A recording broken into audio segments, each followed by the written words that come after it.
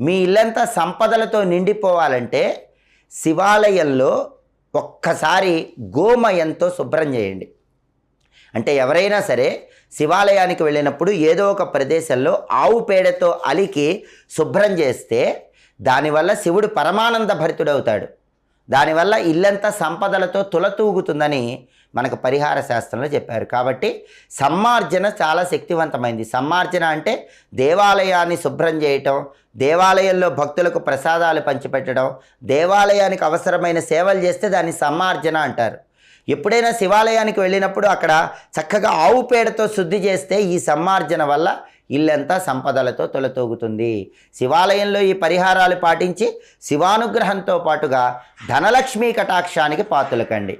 ఇంకా ఇలాంటి మరిన్ని ఆసక్తికరమైన విశేషాంశాలు తెలుసుకోవాలంటే తెలుగు భక్తి ఛానల్ని తప్పకుండా సబ్స్క్రైబ్ చేయండి. విపరీతంగా ధనాకర్షణ